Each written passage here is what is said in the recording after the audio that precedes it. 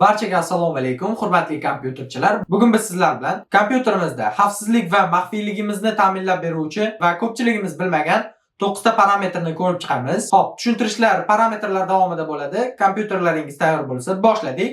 Xo'p, bizda birinchi parametr kompyuterimizga parol qo'yish bo'ladi. Ushbu parametr bizga nima uchun kerak?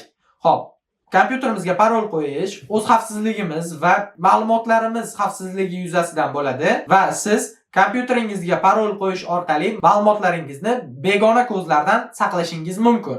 Eslatib o'taman, kompyuteringizga parol o'rnatilgandan so'ng ushbu parolni agar yoddan chiqarsangiz, parolni hech qanday tarzda qayta tiklashning iloji yo'q. Xo'p, parol qo'yish jarayonida yodingizdan ko'tarilmaydigan va esda qoladigan parol ishlatishingiz tavsiya etiladi. Xo'p, tushunarli bo'lsa boshladik. Buning uchun bizga Windows I tugmalari bosiladi va bu yerdan uchotniy zapisi bo'limiga o'tiladi va bu yerda ko'rishingiz mumkin, yuzni tanish orqali, barmoq izini tanish orqali, pin kod orqali, xavfsizlik kalit orqali, parol orqali yoki grafik parol orqali kompyuterimizni maxfiyligini belgilashimiz mumkin. Birinchi o'rinda parol qo'yish talab etiladi, chunki bularning hech qaysi biri parolsiz ishlamaydi. Agarda sizning kompyuteringizda barmoq iz skaneri yoki yuz tanish skaneri bo'lmasa, birinchi va ikkinchi variantlar ishlamasligi mumkin. Hamma kompyuterda birdek ishlaydigan variant bu parol va pin kod bo'ladi. Grafik parol ham hamma kompyuterda ishlaydi, lekin tavsiya etilmaydi. Ba'zi vaqtda buni inson tamoyili ocha olmasligi ham mumkin. Shuning uchun birinchi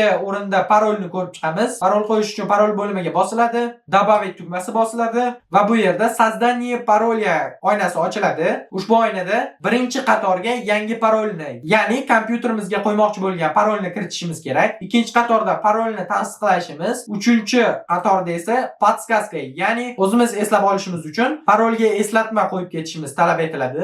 Xo'p, men 1 dan 4 gacha bo'lgan raqamlarni parol sifatida yozaman va bu yerga bir chiziqcha 4 raqamini kiritib qo'yaman. Kiritilgandan so'ng Dalay tugmasi bosiladi va Windows bizdan tasdiqlashimizni so'ramoqda. Готово tugmasi bosiladi. Xo'p, mana ko'rishimiz mumkin, parol belgilandi. Xo'p, bu yerdagi sensorning klaviaturadan men Win L tugmalarini bosaman. Mana kompyuterimiz bloklandi va mana ochish jarayonida bizdan parol so'ramoqda. O'z parolimizni kiritamiz va mana kompyuter ochiladi. Xo'p, bu bizda birinchi parametr edi. Bu tushunarli bo'lgan bo'lsa, bizda ikkinchi parametr kompyuterimizga pin kod o'rnatish bo'ladi. Pin kod o'rnatish parolga nisbatan tezroq va qulayroq bo'lganligi sababli ko'pchiligimiz pin kod ishlatamiz. Buning uchun yana Win I va parametrlar oynasidan uchotniy zapisi bo'limi, bu yerdan kirish variantlari va bu yerdan pin kodga bosiladi. Xo'p, bu yerdan добавить tugmasi bosiladi. Xo'p, ushbu oynada Windows bizdan kompyuterimizning parolini so'raydi. Bunda parolni kiritib o'tamiz. Xo'p, mana oyna ochildi va bu yerda biz pin kodni ko'rsatib o'tishimiz kerak. Agar pastdagi выключить буквы и символ katakchasiga galочка qo'yadigan bo'lsak, bizda harflar va simvollarni ishlatish imkoniyati bo'ladi. Lekin buni maslahat bermayman, chunki yuqorida belgilangan parol va belgilayotgan pin kodimiz yoddan chiqqan holatda Windows ichidagi barcha ma'lumotlaringiz butkul o'chib ketadi. Ularni ma'lumotlar saqlab qolingan holatda ochishning iloji yo'q. Xo'p, bu tushunarli bo'lgan bo'lsa, pin kod belgilanadi. Pin kod bir xil raqamlardan va bir xil ketma-ketlikdagi raqamlardan foydalanish mumkin emas. Ya'ni 4 ta 1, 1 2 3 4 belgilash mumkin emas. Bunga tasodifiy raqamlar belgilash kerak. Men tasodifiy raqamlarni belgiladim, ya'ni 43 46 qiymatini belgiladim va yana xuddi o'shani pastdagi qatorda ham belgilab o'taman. OK tugmasi bosiladi va mana bizda ko'rishimiz mumkin, pin kod qo'shildi. Bu yerdan izmenit tugmasi orqali o'zgartirishimiz, udalit tugmasi orqali o'chirib yuborishimiz mumkin. Xo'p, tekshirib ko'ramiz. Win L. Xo'p, mana kompyuterimiz bloklandi. Mana bu yerda pin kod so'ramoqda bizdan. Pin kodni kiritamiz. 43 46. Xo'p, mana Windows ekrani ochildi. Xo'p, mana bizda parol va pin kod muvaffaqiyatli o'rnatildi. Agarda bularni o'zgartirishga to'g'ri keladigan bo'lsa, pin kod qismidan izmenit tugmasi orqali o'zgartirishingiz, parolni esa parol bo'limidan o'zgartirishingiz mumkin. Agar bularni olib tashlamoqchi bo'lsangiz, pin kod bo'limidan udalit tugmasi bosiladi. Udalit tugmasi bosiladi va bizdan parolimizni so'raydi, ya'ni birinchi qo'ygan parolimizni. 43 46 emas, 4 ta 1 paroli. Birinchida qo'yilgan parolni so'raydi va uni kiritamiz. va bu yerdan udalить tugmasi bosiladi. Yana udalить. Xo'p, bu yerda bizdan Windows birinchi bo'lib qo'ygan parolimizni so'raydi. Ya'ni 4346 emas, ya'ni 1234. Ya'ni birinchida qo'ygan parolimiz bo'ladi. Parol belgilanadi va mana o'chib ketdi bizdan pin kod. Добавить tugmasi yonib qoldi. Xo'p, endi agar parolni ham olib tashlamoqchi bo'lsangiz, parol qismiga bosiladi, изменить bosiladi va bu yerdan текущий parol, ya'ni hozirgi parolimizni kiritishimiz kerak. Parol belgilandi. Daley sizda mana bunday oyna ochiladi. Oynaga e'tibor bermaysiz.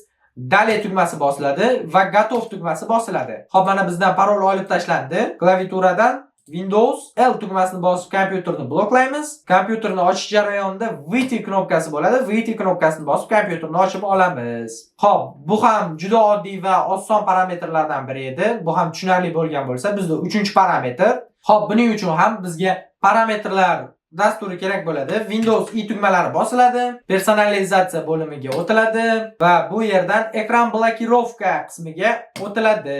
Qismga o'tilgandan so'ng eng pastki qatorda parametr zastavki bo'limini ko'rishimiz mumkin. Tugma bosilgandan keyin bizda qo'shimcha oyna ochiladi. Oyna ochilgandan so'ng bu yerdan bir xil animatsiya belgilashingiz mumkin. Ya'ni mana graficheskiy valz, lenty yoki boshqalarni. Hop, mana bularni o'zingiz uchun sinab ko'rishingiz mumkin. Sizga agar birontasi yoqadigan bo'lsa, o'shani belgilab qo'yishingiz mumkin.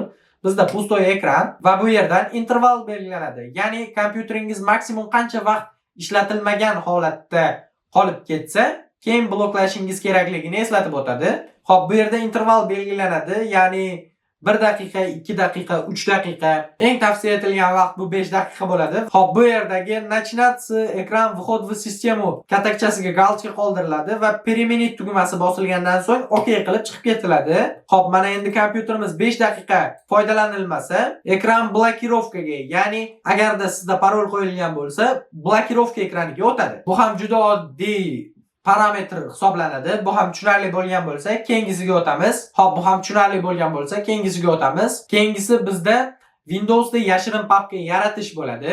Xo'p, bu bizga nega kerak? Agarda sizda shaxsiy ma'lumotlaringiz yoki biron bir begonalar ko'rishi kerak bo'lmagan ma'lumotlar bo'lsa, ushbu yashirin papkamizga joylagan holatda uni saqlashingiz mumkin. Buning uchun bizga kerak bo'ladi Telegram dasturi. Telegram dasturidan bizning kanalimizga o'tamiz va bu yerdan maxsus bo'shliqni topishimiz kerak bo'ladi va bu yerda belgilangan. Agar sizda bo'lmasa, qidiruv bo'limiga maxsus bo'shliq so'zini kiritish orqali postni topib olishingiz mumkin va bu yerdagi belgilangan qismga mishkaning o'ng tugmasini 2 marta bosiladi va mana belgiladi bizda. Buni Ctrl+S tugmalari orqali kopya olamiz. Kopya olingandan so'ng рабочий stolga qaytamiz va рабочий stolga mishkaning chap tugmasini bosgan holatda Sazdat bo'limiga o'tiladi va bu yerdan papka qismi tanlanadi. Va bu yerdan papkaga nom berishimiz kerak bo'ladi. Xo'p, новый papkani o'chiramiz va bu yerga Ctrl+V qilamiz.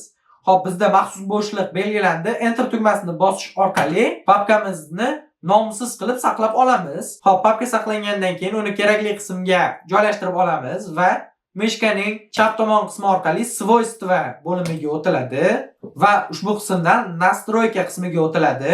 Bu yerda Сменить значок qismiga o'tiladi va bu yerdan mana bu rolikni pastga aylantirish orqali bo'sh значокlarni topishingiz mumkin. Ya'ni mana bu yerda, mana bu yerda va mana bu yerlarda. Jami 4 ta shunaqa значокlar bor. Ya'ni bularning o'rniga mana bularni ham belgilab qo'yishingiz mumkin, lekin bular ko'rinib turadi. Bularni bosamiz, OK tugmasi bosiladi, переменить tugmasi bosiladi va OK tugmasi bosiladi. Mana ko'rib turishingiz mumkin, papka yo'q bo'ldi. Buni qayerdan topishimiz mumkin desangiz, shunchaki belgilash orqali, ya'ni chizish ekranda shunchaki mishkaning o'ng tomonini bosib, tortish orqali papka chiqadi va bu papkaga 2 marta bosish orqali ochib, ichiga har qanday turdagi fayllarni joylab olishingiz mumkin. Mana ko'rib turganingizdek, ishchi stolda ko'rinmaydi. Agar chetga olib qo'ymoqchi bo'lsangiz, chetga ham olib qo'yaverasiz. Bu shaffof, ya'ni prozrachniy holatdagi значок hisoblanadi. Xo'p, bu bizga kerak emas. Mishkaning chap tomonini bosish orqali udalить tugmasi bosiladi va mana bizdan o'chib ketadi. Xo'p, bu ham juda oddiy parametr edi. Bu ham tushunarli bo'lgan bo'lsa, bizda 5-parametr fayl papkamizga parol qo'yish bo'ladi. Buni amalga oshirishimiz uchun bizga WinRAR dasturi kerak bo'ladi. Agarda sizda WinRAR dasturi o'rnatilmagan bo'lsa, yuqori qismda chiqadigan xabarnoma orqali aktivatsiya qilish videosiga o'tgan holatda WinRAR dasturida qanday yuklab olish mumkinligini ko'rishingiz mumkin. Xo'p, tushunarli bo'lgan bo'lsa boshladik. Buning uchun bizga birinchi o'rinda papka kerak bo'ladi. Mana papkamiz bor va buni ichida Word fayl yaratamiz. Word faylni ochgan holatda Word faylga o'zimizga kerakli ma'lumotlarni kiritgandan so'ng buni saqlab olamiz. Xo'p, bu yerda nafaqat Word fayl, videolar, rasmlar va boshqa turdagi ma'lumotlarni ham belgilashingiz mumkin. Xo'p, bu yerda nafaqat Word fayl yoki video materiallar, audio, rasm materiallaringizni ham saqlashingiz mumkin. Xo'p, ma'lumotlar joylashtirilgandan so'ng papkadan chiqiladi va papkaga sichqonchaning chap tomonini bosish orqali Добавить в arxiv punkti belgilanadi. Belgilangan oynadan email fayl bo'limidan o'zimizga kerakli nomni belgilaymiz va bu yerdagi format arxiv formatidan zip turi belgilanadi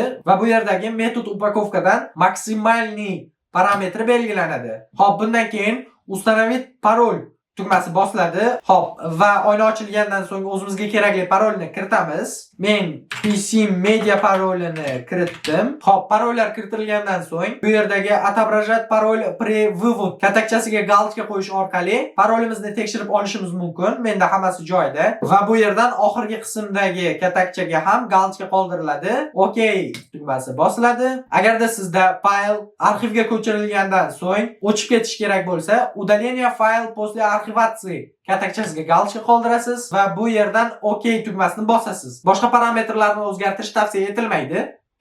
OK, va mana ko'rishimiz mumkin, bu yerda maxfiy nomli arxiv paydo bo'ldi va bunga kiramiz. Xo'p, bu yerdagi новый papkani ochgan holatda agar Word faylni chiqarmoqchi bo'lsak, bizdan parol so'raydi. Parolni kiritishimiz bilan va fayl bizga ishchi stolimizga ko'chiriladi. Bu bizga kerak emas. Eslatib o'taman, agarda arxivda kerakli ma'lumotlar bo'lsa va siz uning parolini yoddan chiqarsangiz, uni qayta tiklashning iloji yo'q. Shuning uchun yodingizdan ko'tarilmaydigan parolni belgilamang. Xo'p, bu ham tushunarli bo'lgan bo'lsa, bu bizda 5-parametr edi va biz 6-parametrga o'tamiz. 6-parametr bu bizda fayllarni yashirish, ya'ni secretly qilish parametri hisoblanadi. Bunday qilish uchun esa bizga birinchi o'rinda papka kerak bo'ladi.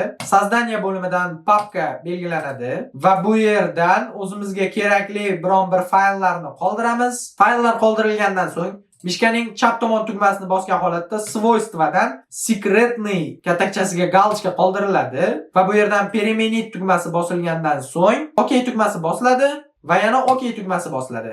Xo'p, mana ko'rib turganingizdek papka hech qayerda yo'q, umumiy hech qayerda yo'q. Xo'p, endi buni qayerdan topishimiz mumkin? Buning uchun bizga проводник kerak bo'ladi. Win-E tugmalari bosiladi. Tugma bosilgandan so'ng рабочий stol qismiga o'tiladi va bu yerdan vid bo'limiga o'tib secretly elementi katakchasiga galочка qoldiradigan bo'lsak, bizda новый papka paydo bo'ladi. Mana ko'rib turganingizdek. Lekin bu oddiy papkaga nisbatan xira ko'rinishda bo'ladi. Masalan, bu oddiy papka, bu hozir secret qilingan papka. Ya'ni mana bu tugmani olishimiz orqali papka o'chib ketadi. Tugmani qoldiradigan bo'lsak, papka yana qaytadi. Hop, mana bu yerdan nomlarni qo'yishingiz mumkin. Bu yerdan biron bir faylni o'zgartirishingiz yoki biron bir fayl qo'shishingiz mumkin. Xo'sh, bu papka bizga kerak emas va biz buni o'chirib yuboramiz. Xo'p, bu ham tushunarli bo'lgan bo'lsa, bu bizdagi 6-parametr edi. Endigi navbat 7-parametrga. Bu Microsoft kompaniyasi tomonidan Windows operatsion tizimlari uchun maxsus ishlab chiqarilgan Microsoft Defender dasturi bo'lib, bu dastur antivirus vazifasini bajaradi. Ya'ni Windowsning shaxsiy antivirusi bo'lib, bu biz har doim o'chirib qo'yadigan antivirusimiz bo'ladi. Xo'p, ushbu dasturni panel zadacha qismidan yuqori tomonga qarab turgan strelka tugmasi bosiladi va bu yerda безопасность Windows dastur, ya'ni qalqon ko'rinishidagi значок dasturiga bosiladi. Va mana ko'rib turishingiz mumkin, bizda Microsoft Defender, ya'ni xavfsizlik antivirus dasturi ochildi. Xo'p, ushbu dasturni muntazam ravishda tekshirib borish orqali siz kompyuteringizni to'liq xavfsiz holatda ishlatasiz. Ya'ni kompyuteringizda qotish bormi? Demak, siz antivirus dasturidan javobni topa olasiz. Xo'p, bu dasturni muntazam ravishda nazorat qilib borsangiz va mana bunga o'xshash ошибка yoki xatoliklar chiqib turmasa, sizda hammasi joyida. bizda hozir ataylab o'chirib qo'yilgan. Buni hozir biz siz bilan yoqishni va kompyuterimizni fayllar qismini ko'zdan kechirishni ko'rib chiqamiz. Xo'p, buning uchun bizga защита от вирусов и угроз bo'limiga kiriladi. Bo'lim ochilgandan so'ng bu yerda быстрый проверка tugmasini bosish orqali kompyuteringizni to'liq skaner qilib olishingiz, ya'ni viruslardan tekshirib chiqishingiz mumkin. Xo'p, bu yerdan управление настройками bo'limi ochiladi. Xo'p, mana bu yerda menda ko'rib turishingiz mumkin. 3 ta parametr ochiq holatda saqlanyapti. Birinchisi ham ochiq edi, lekin Windows uni avtomatik har doim yoqib turadi. Qolgan 3 ta parametrni ham yoqasiz, yoqishingizni tasdiqlaysiz Windows tomonidan so'rov kelganda va mana kompyuterda ancha xavfsizlik kuchaytiriladi. Bu yerdan kabinet bo'limida agarda sizda mana shu 5 ta punktda galchka chiqadigan bo'lsa va xatoliklar chiqmaydigan bo'lsa, kompyuteringiz to'liq xavfsiz ishlamoqda, hech qanday qurilmalar tomonidan kuzatilmayapti yoki boshqa muammolar mavjud emas. Xo'p, bu ham juda oddiy va sodda parametrlardan biri edi. Bu ham tushunarli bo'lgan bo'lsa, bu bizda 8-parametr edi. Xo'p, bizda keyingi 9-parametr. Ushbu parametr biz kompyuterimizni 1 soniyada blok ekraniga o'tkazishimizga yordam beradi. Buning uchun klaviaturadan Win L tugmalari bosiladi. Men sizlarga buni sensorli klaviaturadan ko'rsatib o'taman. Win va L tugmalari bosilganda mana bizda avtomatik tarzda blokirovka ekran qismiga o'tiladi. Выйти tugmasini bosish orqali kompyuterni ochib olamiz. Xo'p, bu biz ko'rgan 9-parametr edi. Xo'p, bundan-da qiziqarli videoroliklar hali oldinda. Obuna bo'lishni unutmang. Keyingi videolarda ko'rishguncha xayr, salomat bo'ling.